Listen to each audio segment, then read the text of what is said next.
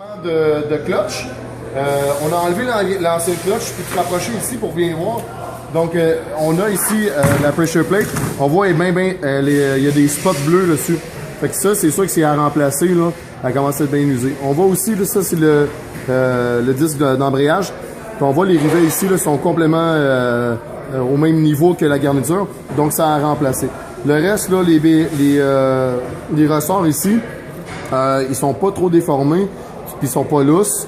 Fait que ça, en gros, c'est des choses qu'on a vérifiées au niveau du disque d'embrayage. Donc, les rivets, l'usure des rivets à la même hauteur. Quand c'est à la même hauteur, c'est plus bon. Et ici, les ressorts qu'on a là, qui sont là pour empêcher les petites vibrations. Ici, là, comme je dis, il y a ce qu'on appelle le terme spotter. Donc, il faut vraiment faire attention et vérifier s'il n'y a pas une déformation au niveau du diaphragme du pressure plate. Et le bearing qui est là, qui lui est fixe pour l'instant parce qu'il est clippé. Ensuite de ça, quand j'arrive ici, on a reçu les nouveaux morceaux. Donc, le nouvel embrayage donc, est ici. On voit que les rivets sont plus profonds. On voit que tout est correct. Et après ça, il faut nettoyer avec du brake cleaner pour enlever les taches de gras s'il y en a. Et évidemment, dans le kit, on reçoit l'outil centreur, le disque d'embrayage, la pressure plate, le bearing que j'ai déjà installé ici, que je vous montre avec la fourchette.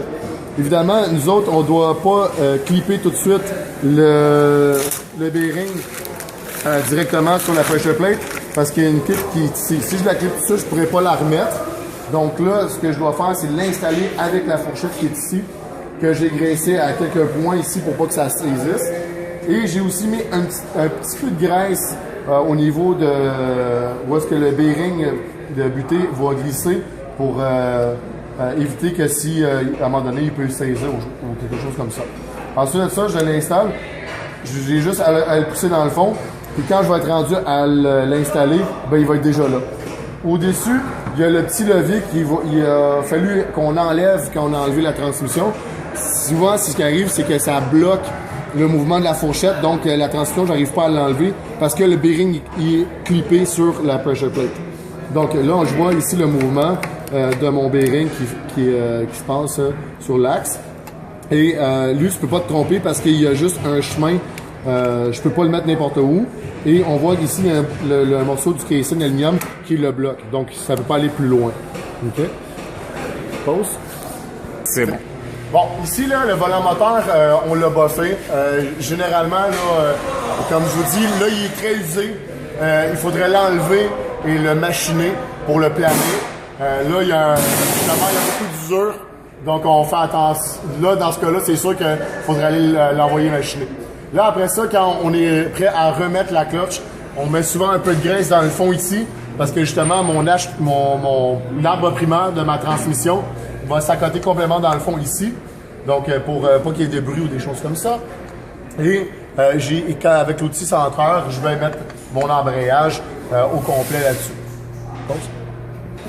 Donc, ici, là, pour l'outil centreur, comme je vous ai dit, en l'intérieur, j'ai pas serré le disque d'embrayage, le plateau de pression pour l'instant.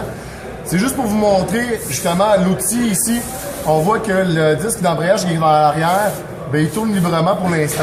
Quand je commence à serrer en forme d'étoile tout le tour, ben, c'est là où est-ce que le disque d'embrayage va arrêter de bouger. Donc, c'est ça l'outil centreur qui est là ici en ce moment.